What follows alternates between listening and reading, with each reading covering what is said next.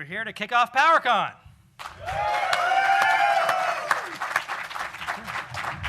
Awesome. I'm going to edit that, and I'm going to ask, who here likes me? And then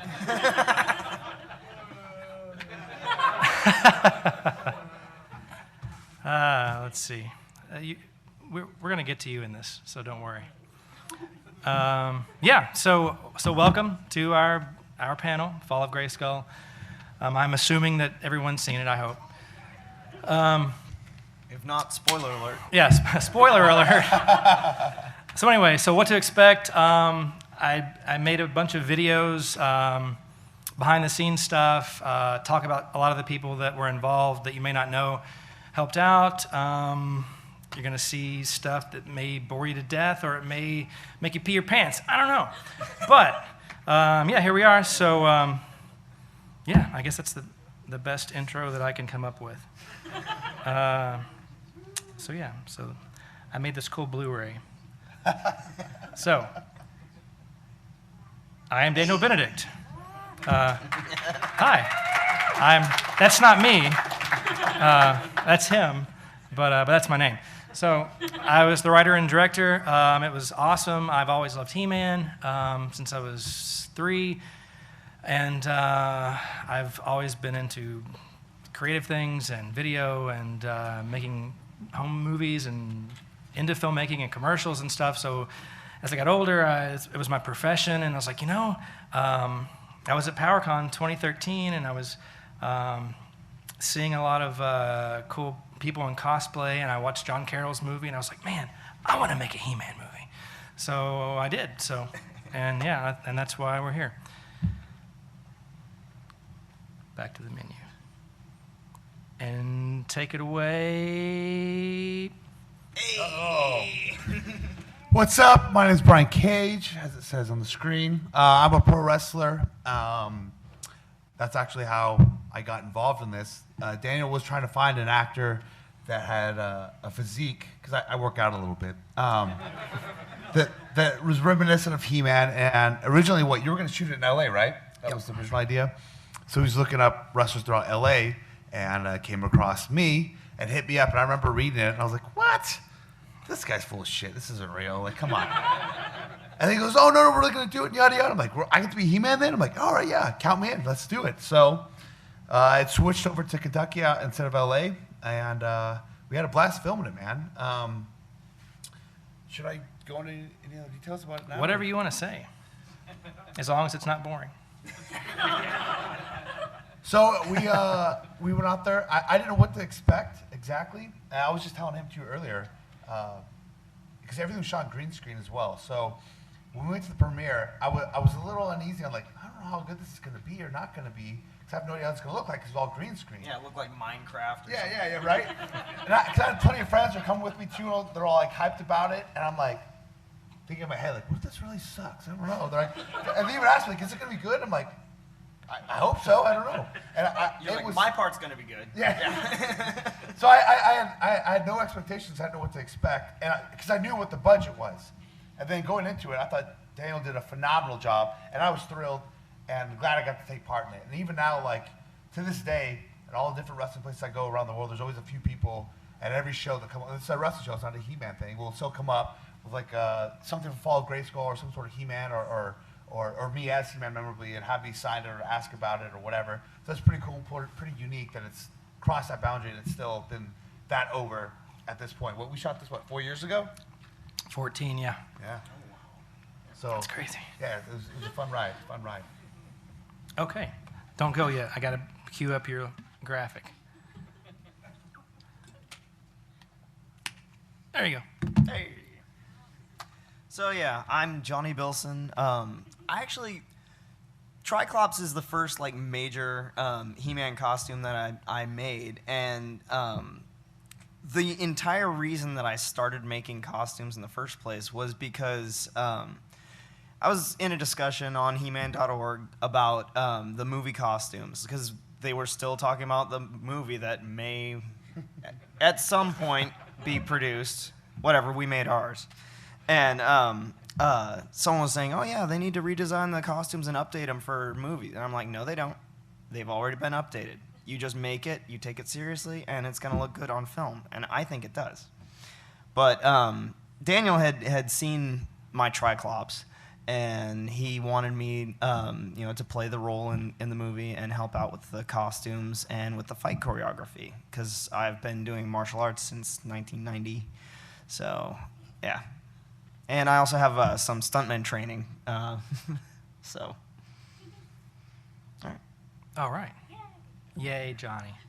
He was awesome. He did a little bit of everything. Yeah. He did everything. Okay, so, well, I got everybody together and decided that I couldn't afford even to do a green screen movie alone. So I did a Kickstarter, and it went over well. Thank you, anybody here that donated. Thank you so much. Yep, there's my toys.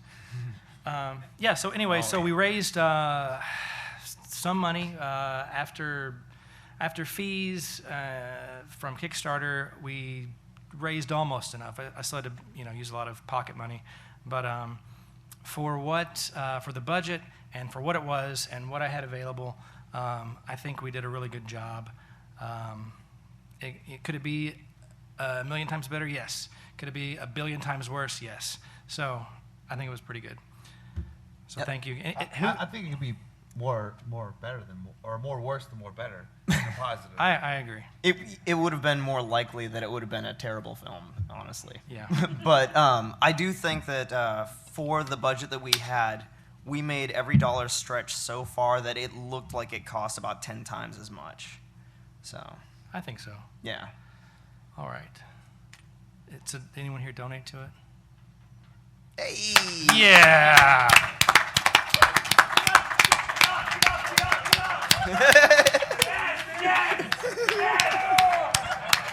And forget the rest of you. Get out. Okay. So here's a quick slideshow of the cast, like some behind the scenes.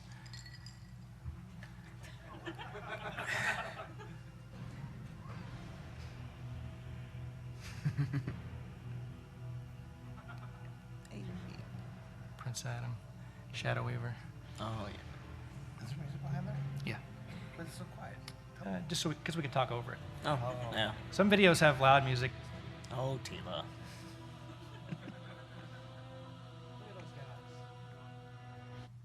Yeah, this photo shoot was actually a lot of fun because this was like the first night, wasn't it? Yep. Like right before we started filming, so we hadn't actually shot any of the film yet, but we all got in our costumes, everyone, to make sure that everything was working properly and looked okay on film. And yeah, we shot this, and I think a lot of those pictures look like just completely professional. So I was really happy with it. Cool. All right, so everybody's still awake, right? Okay, we're not boring you to death. Okay, good. This is Nate Underwood, awesome guy, good buddy of mine, and I asked him to do the concept sketches, and he combined a lot of 2000X with a lot of, vintage stuff and tried to make it in stuff that would translate well. The early DC Tila there. Yeah, translate well on film. And I think he did a great job. And it didn't matter what Tri-Klops looked like because Johnny already had the costume anyway. So, but yeah, so Nate Underwood is awesome. He's not here this time, but and another Nate Barge, awesome artist. He did a lot of. There's the concept for the throne room. He did pretty much all the early stuff. He designed the throne room. That was the bricks that we used in the teaser trailer in the background. There's the final skin for the 3D throne room. Really awesome, huge file. And I didn't know it until I was doing this video or this Blu-ray that he hit a skull in the bottom. And I don't even know if it shows up in the film. I'm sure it's there somewhere, but so Nate Barch, your little Easter egg was found. There's the Hordak's throne room, and he did the bio for the power sword and the art there. Really, really good artist. There's his first concept for Castle Grayskull. And there's the final that appears in the movie. And here are the different layers. Yeah, definitely a lot more faithful adaptation than the one that was in the Dolph Lundgren movie. So.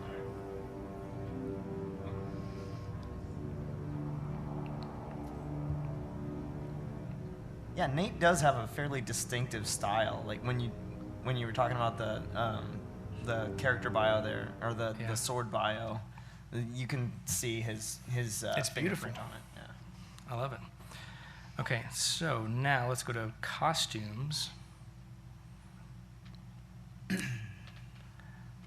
I just don't like PowerPoint. That's why I did it this way. I'm sorry.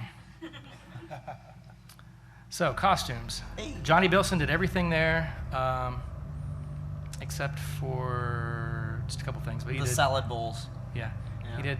Tila's salad he did bowls were He-Man, not man. Truck. He did most of Castle Grayskull Man. Yeah. With a little help from his friends. Yeah, yeah. That was because I spent so much time on the He-Man armor that when it came time to do Castle Grayskull Man, and we were starting to run out of time, and I was like, dude, I need someone to assist. Someone here, help me cut this piece. Okay. And my mom ended up helping paint it and stuff. It was great.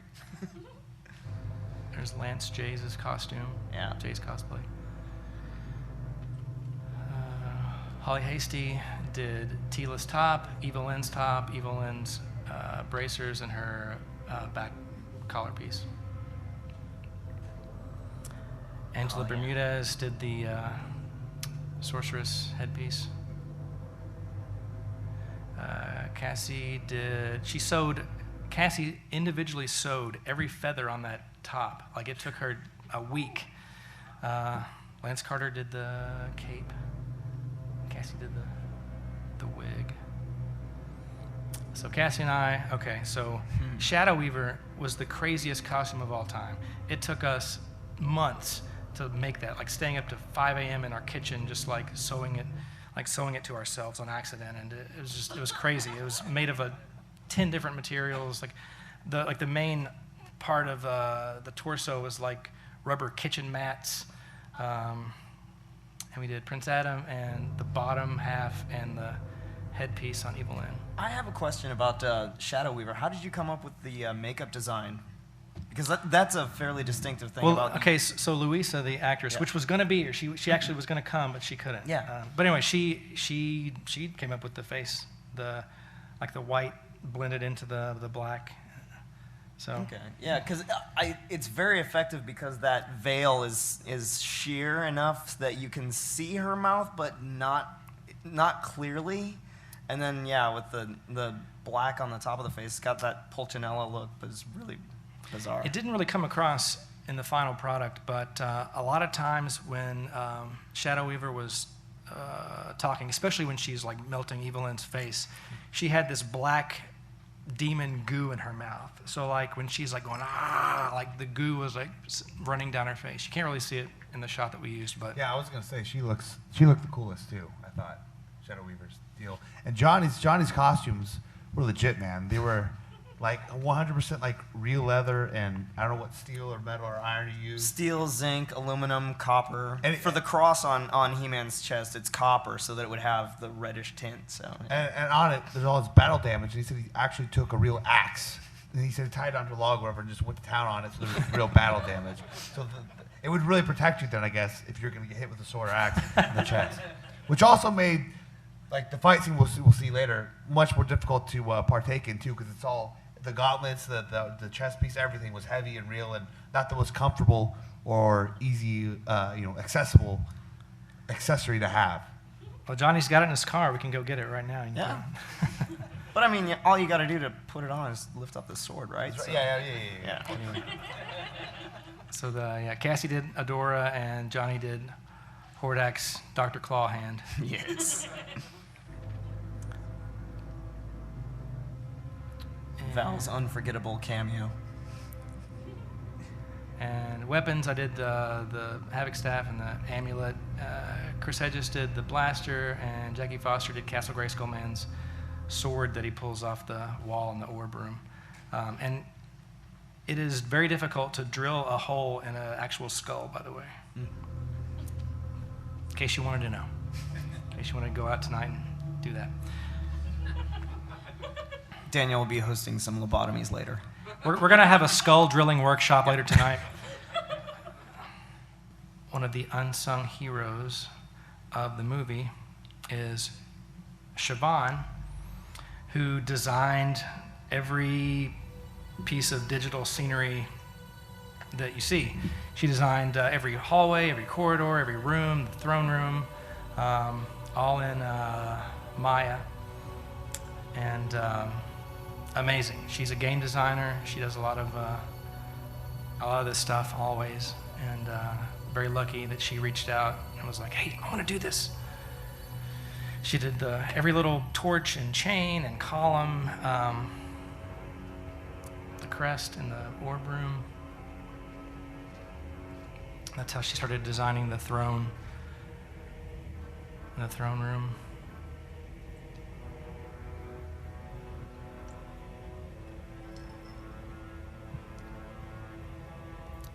And you'll see the actual throne here in a second. 3D rendering of it.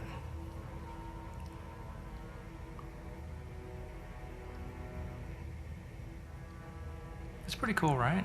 Yeah. And I love the throne. So we had a 3D throne and an actual practical throne, and they look pretty much identical, which is. Yeah, I was gonna say that looks exactly like the prop that we were moving around. And it was a mix between Filmation and the '87 movie.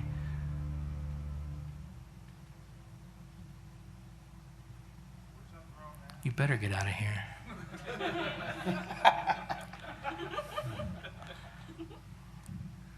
Okay, so this is a cool video. This is like a 3D tour of the throne room without any skins or anything added to it.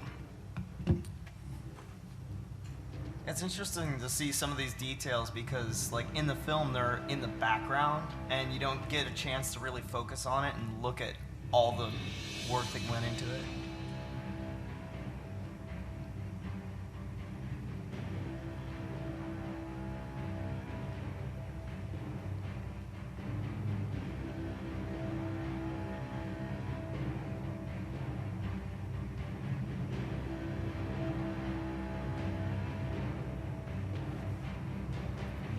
Did you have this done before you filmed anything or after? After. I had kind of a rough design to know okay, well, you're going to be in front of the throne here. There's going to be a column over here, but half the time I had no idea what was going on. I just guessed. Just hoping that it fits together in editing. Yeah. Okay, so that's all the CG stuff. So let's go to this guy named Kelly Elder. And this guy's like a master carpenter. He can build anything in like 10 seconds. He was another hero of the film because we would get in like a bind of like, oh, we need this built like now. And we'd call him up at like in the middle of the night, like, come quick to set. We need you to build like this column or the stand or like something to hold this screen up over to the side. And he would be there and like, and then there it was, like the columns and the wooden stands back there. And so everything physical in the film, or 99%, like there's the real throne. And you can see how it kind of is a mesh of the two. There's the orb stand. It was dimmable, by the way. So the Hordak's arm rest there was, he didn't do that. A guy named Chris Hedges did that. And it had like lights and buttons and stuff on it. And if you look at the screen, Val Staples did a little artwork and it said "Die Pixel Dan,"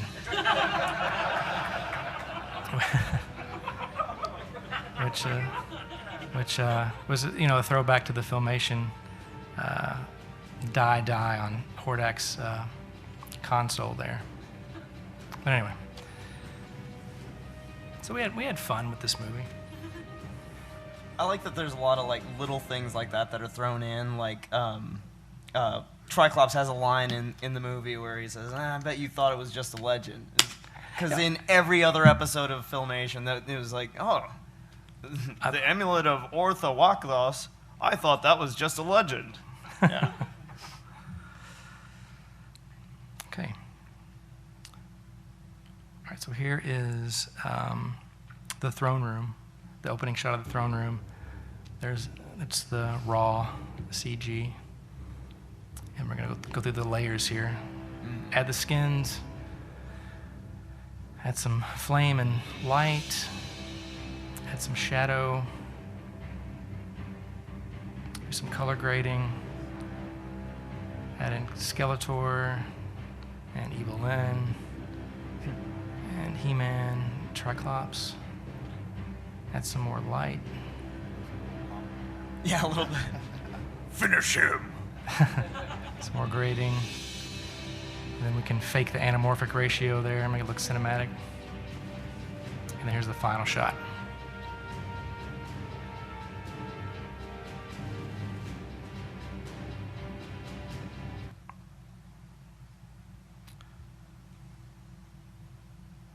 You pee in your pants yet?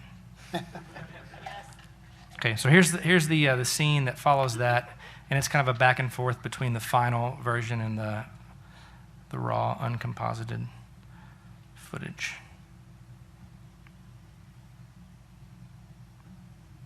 What's the matter, Muscle Man? Feeling weak? I don't know, Tri-Klops. I think he still has a little fight left in him. Why don't you break out of these chains? Let's have another go at it, shall we? Oh, that's right. You can't. Your power's all gone. Enough!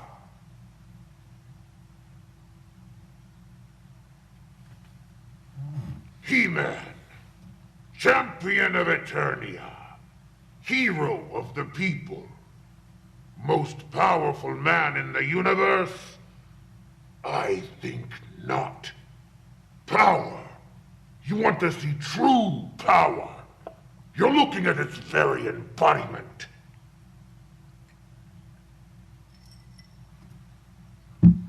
So yeah.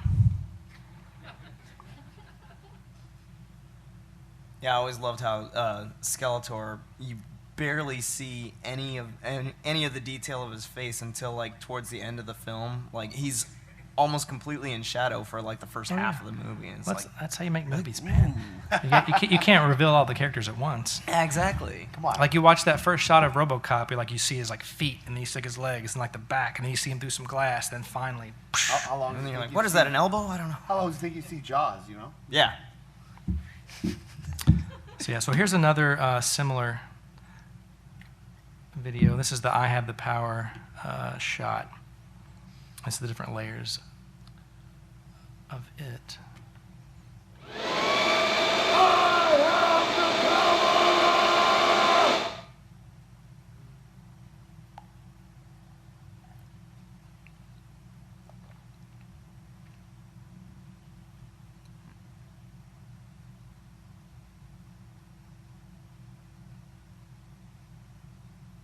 It was this fast and easy, huh? Yeah. It was not fast. It was insane. You have no idea.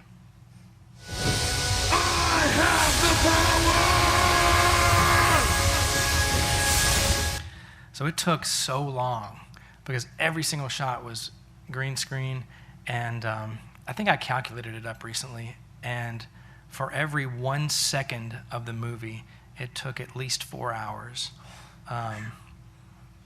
Yes, it was. Toward the end, we had to premiere it at Grayskull Con in Germany, and at that last month and the last couple of weeks, I did not sleep. I would get in After Effects. I would do my composition, hit render, and turn my speaker up really loud because after you render something in After Effects, it dings. So I'd go lay on the couch for a couple minutes, and it would ding. I'd be like, okay, back to it, and some nights I would, get in bed and, I'd have to get up in 15 minutes to go to work. So it was insane. By the time I went to Germany, I was sick. I hadn't slept in a month. I don't even remember what happened there. I don't even, But anyway, But yeah, it took a long time. Never again will I do a green screen movie. And I would advise you all not to do that as well. Well, I do think that all that hard work actually did pay off, because that's one of the things that I've heard a lot of positive comments about is like, people have even asked like, wait a minute, how did he do? Because there's a shot of Tila like walking, like a close-up of her boots, like walking on the floor, and you can see the shadows on the stones and everything, and they're like, how did he do that? If it's all green screen. I don't It's remember. like, That was like 4 o'clock in the morning. Yeah. Yeah, nobody knows. Like I don't even that's the secret of Grayskull. Yeah. So yeah. So you've seen all of the CG, all of the fake stuff, but we still had to have real stuff, like the effects. So there's what's left of Evil Dinner. Lynn. And Cassandra Baker was our effects artist, and she was really good. And She was fantastic because like she was always so nervous. She acted Yeah. like she didn't know what she was doing, but then she knew. she'd just completely blow us away with her results. we had to do some face casting. There's Brian. Yeah, that was miserable too, because I had just done a bodybuilding show. Oh, that's right.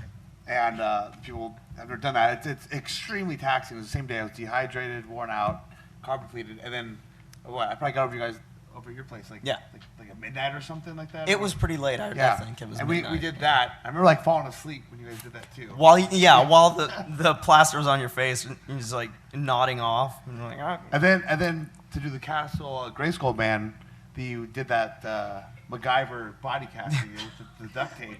The duct tape dummy. Yeah, I duct taped like my entire body in it, and I'm just sweating up, and like all my spray tan from the competition is just leaking everywhere, and it was a little brutal. Yeah, because we had to wrap him in saran wrap and then wrap him in duct tape, and we actually used Gorilla Tape, which is like twice as sticky as duct tape. It's right. amazing. Yeah, so they mummified me and they cut it out, so they have like the little.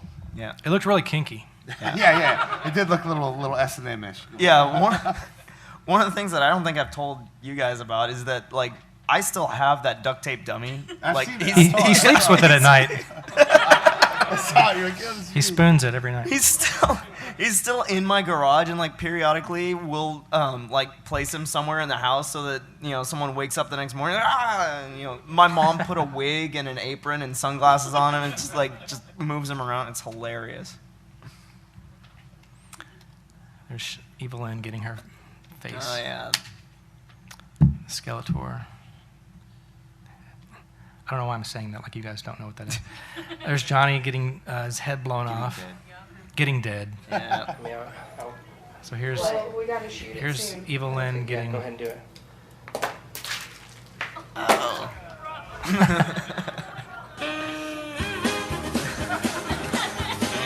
Okay, so this is sped up about 3,000 times. In the movie, it was like 6,000 times the original speed. It took us about 30 minutes to melt each of the heads, and we had 2 heads. Different layers of gelatin and goo and gore. I'm sure any fan of 80s horror is gonna appreciate that.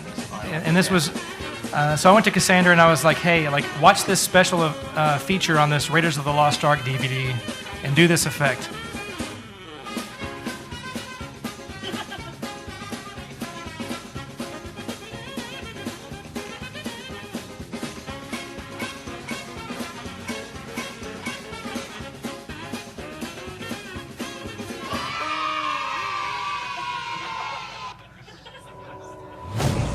And here's the final.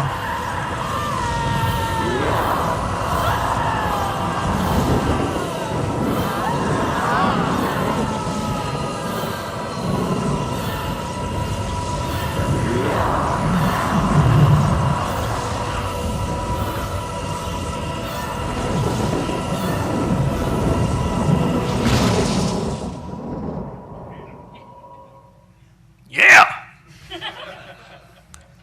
Cool, so I thought another nice touch in that is the exaggeration of Shadow Weaver's mouth, because it is kind of subtle because it's behind the veil, but when you notice it, you're like, oh, that's actually disturbing. That's After Effects for you, baby. Yeah. Best program ever. Cool, so So that was the production of the movie. Now this is the section on my outline here that says that we're going to talk about like other things. First of which is the poster. Oh. So here is the original Matt O'Toole drawing, which I loved it so much. It's like, this has got to be the poster. So I took photos of all the actors in those poses and overlaid them.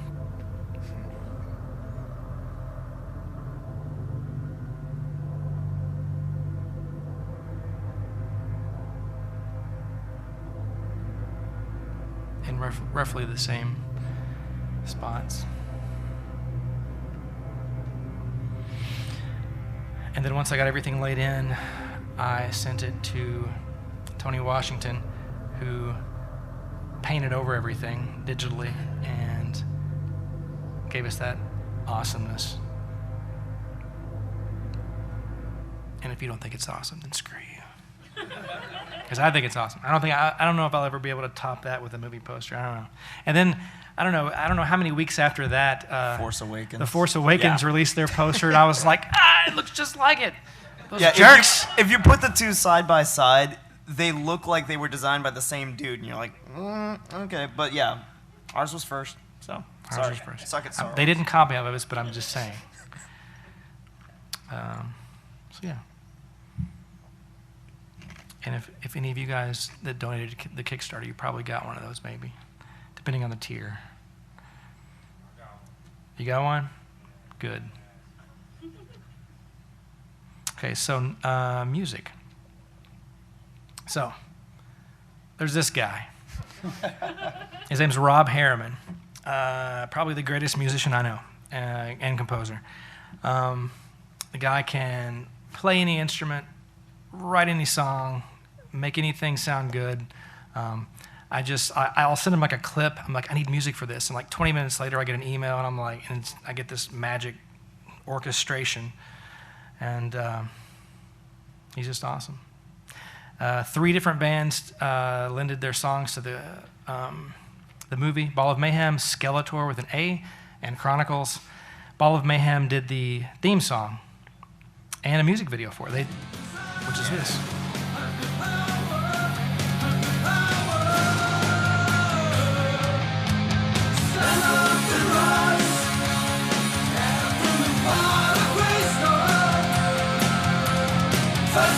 Yeah, I thought that was so awesome, especially for a band that was that great song, music video. He had that prequel console. It was awesome.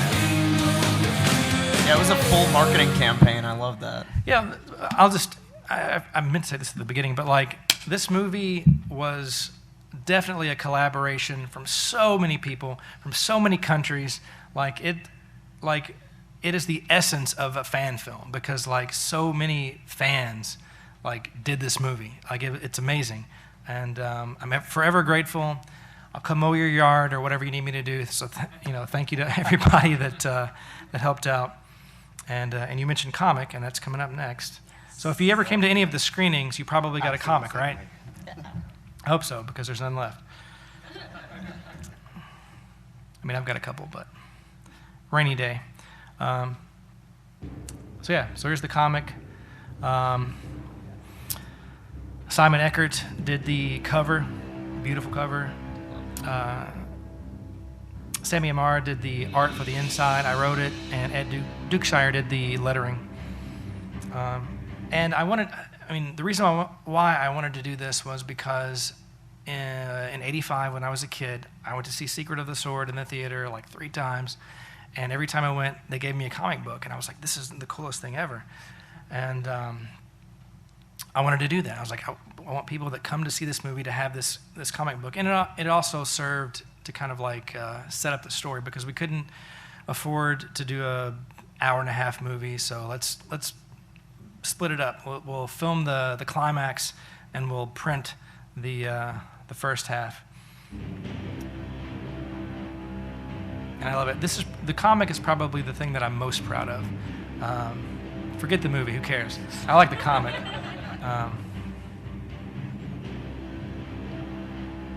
And that's Rob's music in the background, by the way. Of course. Of course. And he did the music for my Songster commercial too. Yeah. Let's see. There's the original concept for the cover. You'll see 2 more concepts for alternate covers later, but okay. So this is the rough. I sent Sammy. He's in Germany. I sent him a script. I'm like, okay, I want this to be approximately this many panels. I want to showcase this, and this.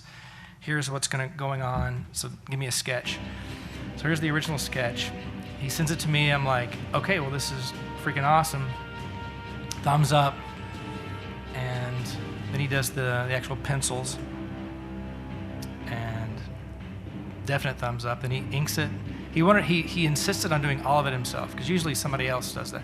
There's the flats done, and then he did the final colors, sent it to Ed, puts in the lettering, and there you go.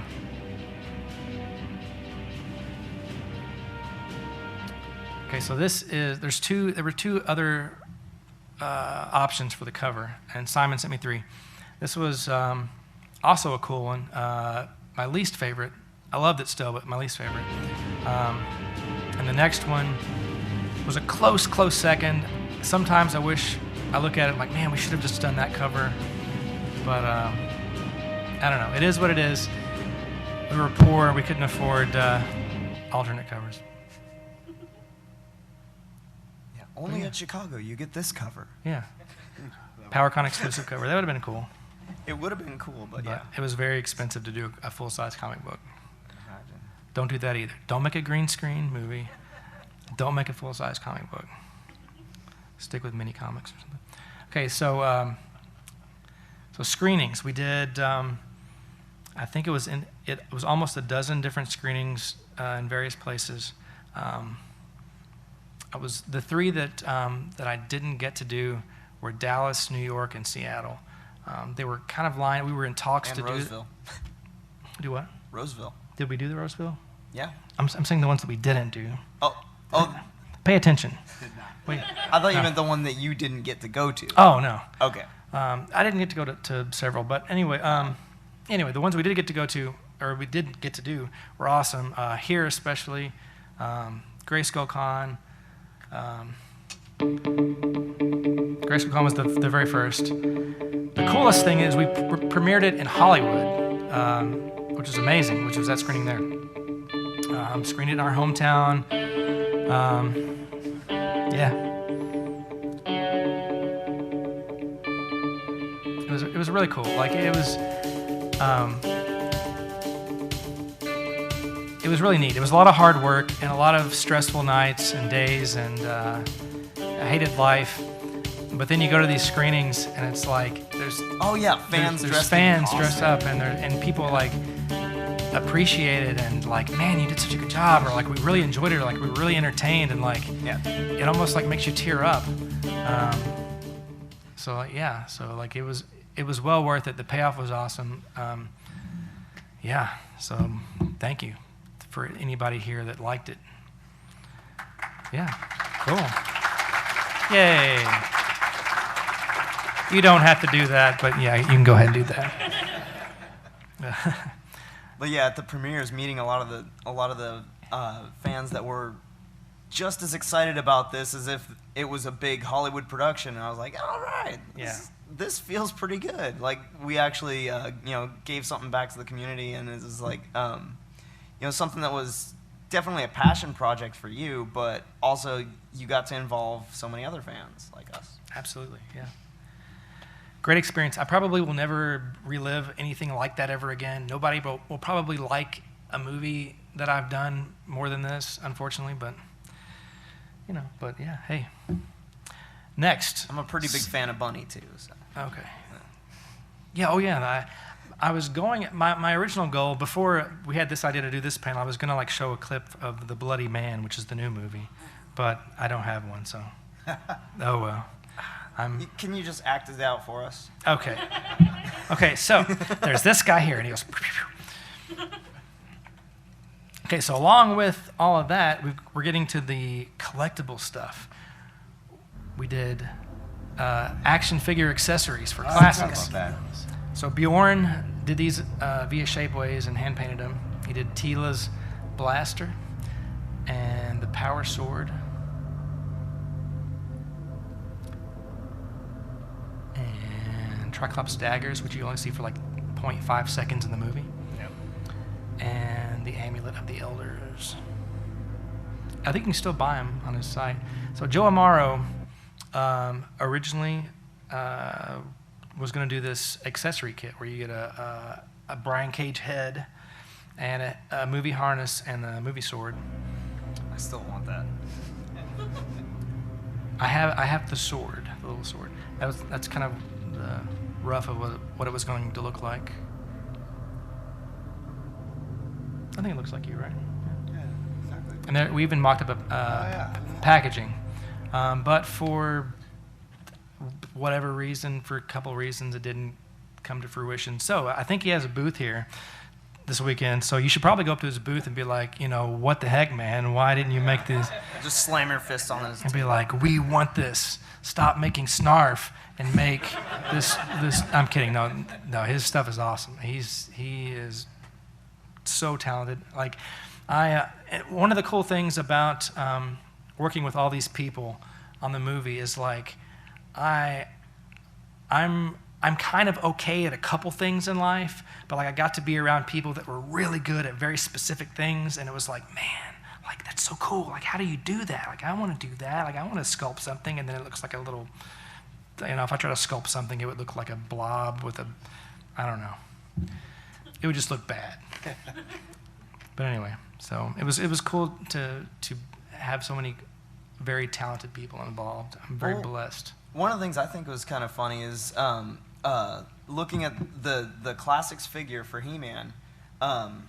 You have like the reissue head where they had it more like the vintage style, which is great, and then you have like the Filmation one. But the original head that they had on it actually looks pretty similar to Brian with the wig. Like, it's close enough. You just add a little bit of stubble on there, and it's a pretty good match. In case you didn't know, it was a wig.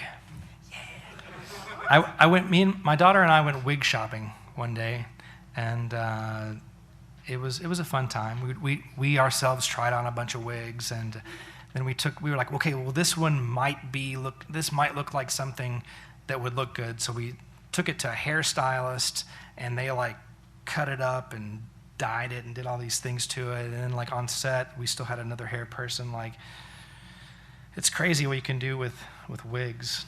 I don't know. And that wig was kind of a pain in the butt. Yeah, here when and there. Cassie hated it.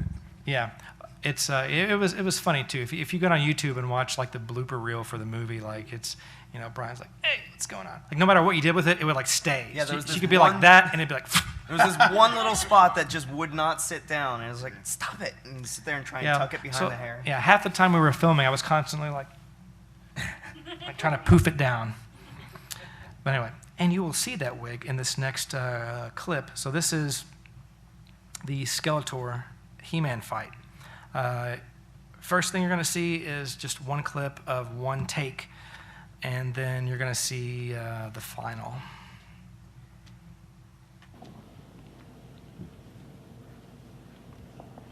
Got it.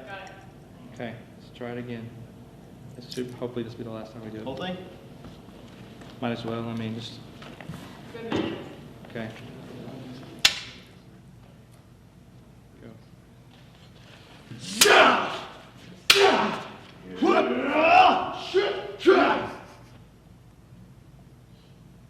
That's good.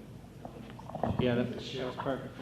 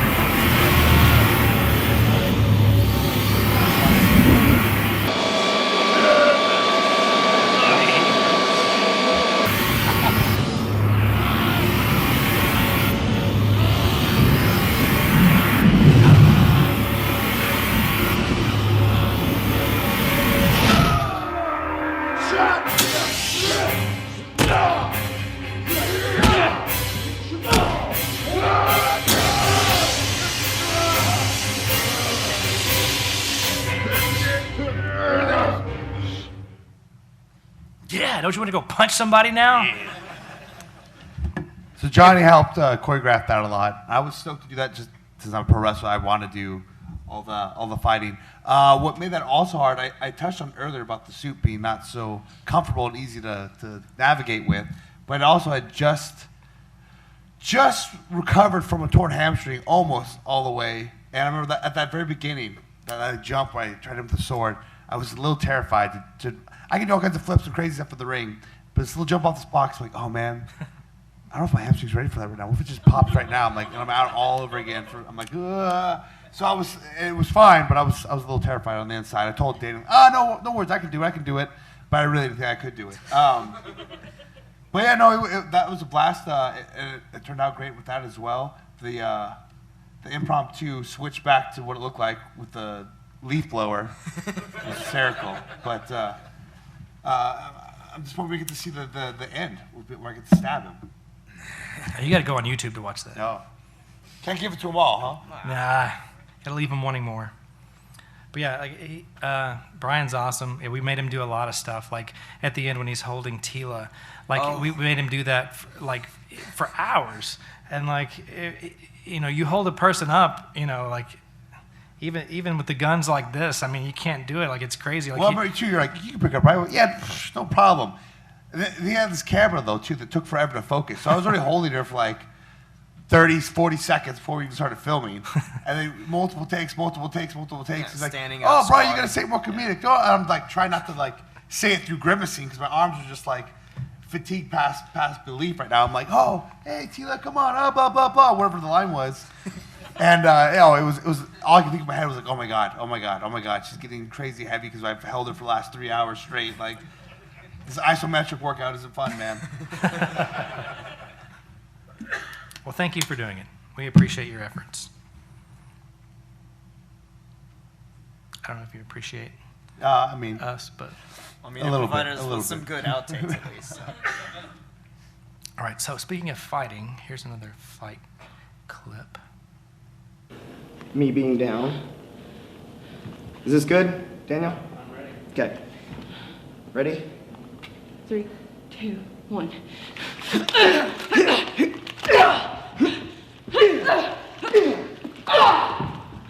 Your boob came off. Shit!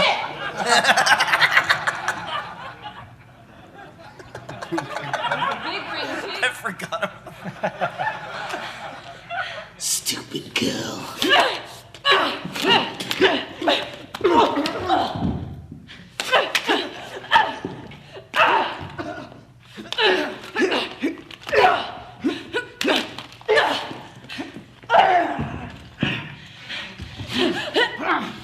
You can't win! He-Man is dead.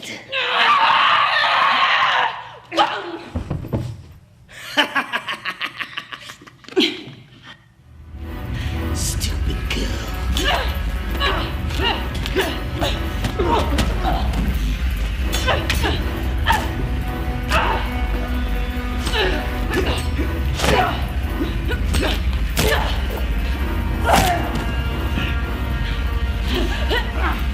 You can't win!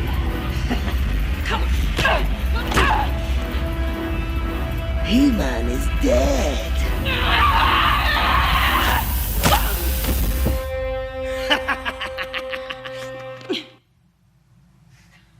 How awesome is Johnny? Yeah, it was really fun to choreograph that because I actually I had a lot more choreographed. I had it all down. I was like, oh yeah, Tri-Klops is gonna be more focused on strikes, and Tila's gonna have a lot of joint locks and throws.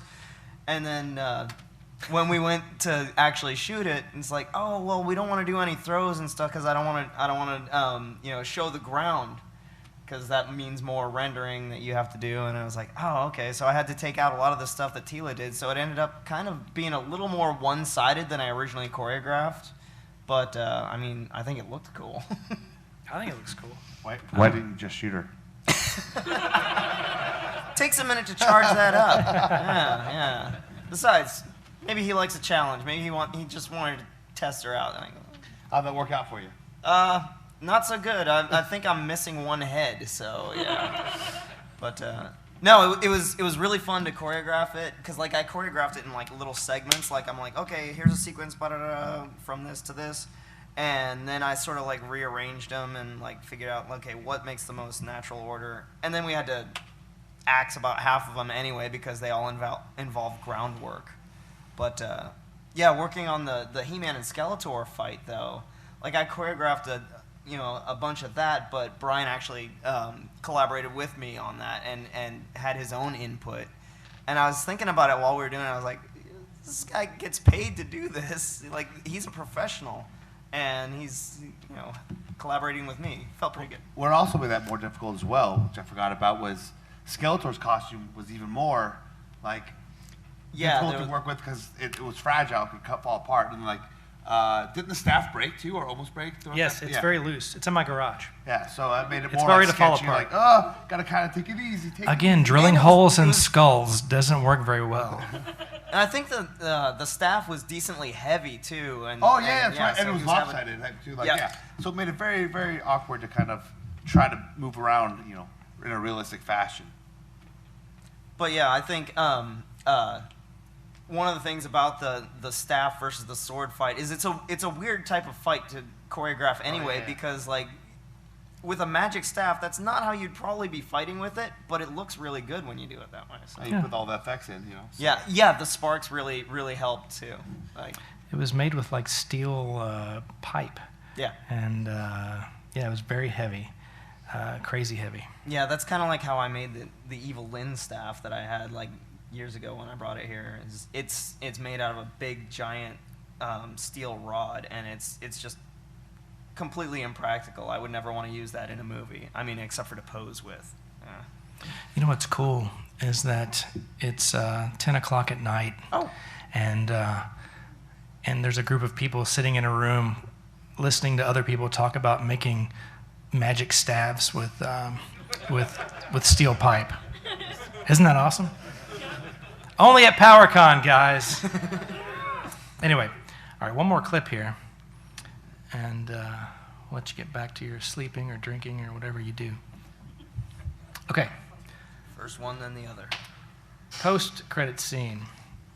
Here's the uncomposited post-credits. And Val Staples being the awesome Hordak hand. Well, is it done?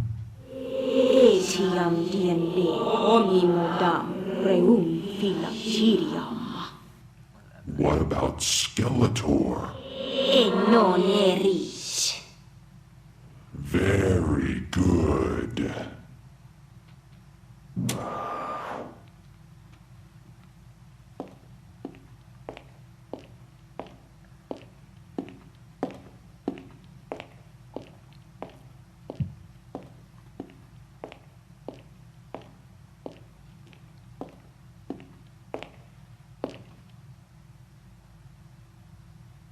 Force Captain, prepare the dimensional gate. Yes, mighty one. All right, so, yeah. There's Val cheesing. So that's a shot of him in my living room. He drove down from where he lives to, be my hand model. He was good. I thought he was great. Another cool thing about that is that years ago, Val actually asked me about like a 2000X Hordak. Like he was interested in possibly having me custom make a 2000X Hordak for him, and I finally did. Really? Just from the wrist down. I never did that. So. Yeah. He looks so happy doing the voiceover, doesn't he?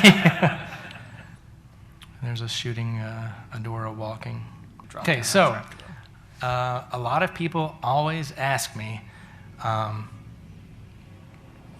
you going to do part 2? Mm-hmm. Okay, 2 things have to happen. I want to. I really want to. I have the outline of the story already made. I know what's going to happen. 2 things have to happen. A, Hollywood has to which they probably will, shelve their movie again. It's going on 20 years now. I know, like, It's been, like, I remember. bouncing around. Yeah, it is going on like 2 decades. Yeah. Anyway, so That's supposedly, 2002 when I heard, right? supposedly at the end of next year we're going to get one. I read, you sent me. I've read the third version of that script. Oh, yeah. It's probably like 5 versions ago. I haven't told anybody about it or posted it because I don't know if we were supposed to. But anyway, who knows if that's going to get made? So if it doesn't get made, if it doesn't come out next Christmas, that's one stipulation. The second stipulation is I need a lot more money. I need like $1 million, like literally $1 million. Yeah, it'd be nice if they would actually just pay you, and they're like, Hey, "Hey, I'll take we've been trying to make this movie for almost 2 decades now. We can't seem to, figure it out. You seem to know what you're doing. Here, Yeah, it'll never happen. Here's a bunch of money." It'll never happen, but that'd be awesome. So yeah, so I need, because I don't want to make a green screen movie. I want to make a legit movie and hire a team of artists and. We just broke ground on Castle Grayskull. It's outside. Yeah. So anyway, so no green screen, feature length, 90 to 120 minutes, real sets, full crew, full post crew. But I do have the story. I haven't written the script, but I do have the story, and I know exactly what characters are going to be in it if I ever do it. I want to do it. Because I think so. Fall of Grayskull was a good, it was a neat story, I guess. But man, part 2, you don't even know. It's interesting to go to a sequel for something like that because Fall of Grayskull is basically the end of a war. So I always thought if you did a follow-up movie, it would end up being a prequel, and maybe we'd get to see Beastman. That's the comic book. All right, so there's that. There's a microphone. Come up and ask some questions. Make us feel good about ourselves. Don't be shy. It's Friday night. And I was prepared for such shyness. Nobody wants to be the first person to ask a question. Okay, so. There we go. It's actually a theater. Can, A haunted can you say theater it? in Can you say it Kentucky. into the mic? What's the space you shot it in? Okay, so we shot it over 2 different spans of time. The first span of time, we shot it in an old. It was originally a church, but then now it's a theater. So it's an old German church theater, community theater. And then the second. It's definitely haunted. Yes, man, it was haunted. Not kidding. So, real quick story. You might have another one, but so it was late at night. It was just me, Cassie, and Cassandra left, and I was in the basement putting away some things that we didn't need anymore for that day. And good night, and thank you. I love you. And I lost my train of thought. Anyway, so they heard me come in the front door, and then walk through, but it was locked, and I was in the basement, and yes, it didn't really happen. And there's a whole history of haunted stuff. And there's one, my digital recorder. There's one clip on there that I don't know how it got on there. It's real spooky. It looks like a demon face. Like we were done one night, and it just records video, and it was like a 1 frame of a video. So like it was a weird file anyway, and it looked like a blurry demon face. To me, it looked sort of like a curled up hand, it was sort of like a black smoky hand thing. That's what I saw. I thought it was a hand. So we filmed it in hell. Yeah. To answer your question. Okay. Thanks. I have some canned questions. Okay. All right. Bring out the can. Roman numeral 2 canned questions. Johnny. Yes. Can you just briefly comment on the costumes? How you created them? Any special funny story about them? I guess my favorite one to talk about is the He-Man costume, because we had to get all of Brian's measurements via duct tape dummy, which is awesome. And Daniel really wanted it to look and feel as real as possible, so he wanted me to use actual leather, which is what I normally like to use. The fake stuff tends to look fake. So he wanted me to use the thickest leather that you could possibly buy, and it's like a 1/4 inch thick. It's ridiculous.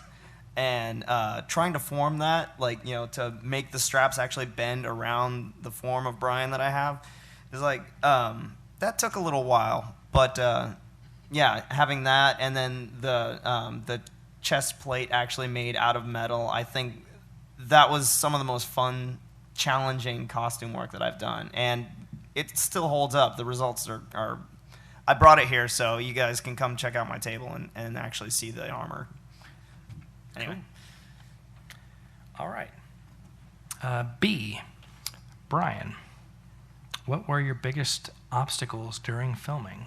Or, I don't know, or answer, or make, I don't know, say something. Maybe not eating all the treats you had in catering, and all those powdered donuts and cookies and stuff. And I was like, oh man, I can't wait till we're done shooting. I'm gonna eat all those things. Well, what? You had to get through me and Johnny real quick, too. So we like shot over like 3 days or something. When we were out there? I think it was like 5 days, wasn't it? The first stint of filming was a 5-day stint, and we actually had photography for 3 days. Yeah. Okay. Yeah, so like we were shooting like 21-hour days. I remember specifically, like now we all run on no sleep, but I remember calling my girlfriend back home while I was taking a shower. And it's 2014, so it wasn't a waterproof cell phones. So I had like the cell phone all propped up funny in the shower so I could try to shower and talk to her at the same time and get like an hour's sleep before we had to go back and do it all over again. That was quite the bust. And then costume we didn't talk about. I forgot. The Castle Grayskull, man, how much I hated wearing that costume. Oh, yeah. Because that's a full head-to-toe I costume. I think it was like killing like my head, my ears, or whatever, because the jaw. I don't know. I just remember I hated it because you asked me to do like a blooper reel, and I was like a spoiled little kid. I was like, no, I just want to get. I want to get out of this thing. Like I was Christmas Story, the kid coming down in the bunny rabbit outfit. I'm like, can I get out, please? I gotta get out of this thing. I gotta pee. Yes. Okay, so we're living in an era right now where crossovers are really big. So I guess in the comic books they've got the Injustice and the Mouse in the Universe. Yep. So if you had the budget to do it, I know the obvious choice would be Thundercats for a lot of people, but would you entertain Black Star and He-Man? Because there used to be a Filmation cartoon called Black Star, and you can see a lot of the elements. It predated He-Man by a couple years. Yep. And you can see some of the elements in Black Star that spilled over to He-Man. Oh, I had some Black Star toys. There'd be kind of yeah, because they made them, once He-Man got popular, they went back and made some like Black Star toys. Yeah, I remember those by LGN, if I'm not mistaken. But that'd be kind of cool to see that world come together. It's just Skeletor That would be and awesome. teaming up. So. Hey, infinite possibilities.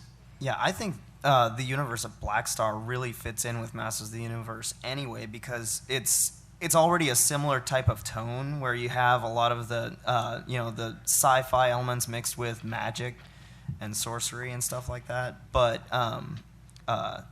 it was like a more focused version of He-Man, where it's just these 3 characters basically. So I think a crossover there would be a really natural idea. Hey, forget He-Man. I'm at PowerCon. Forget He-Man. Let's just make a Black Star fan film next. Want to? I think that would be really good, but let's do it. That's if He-Man market is like a niche market, like Black Star is niche. Still a cool show though.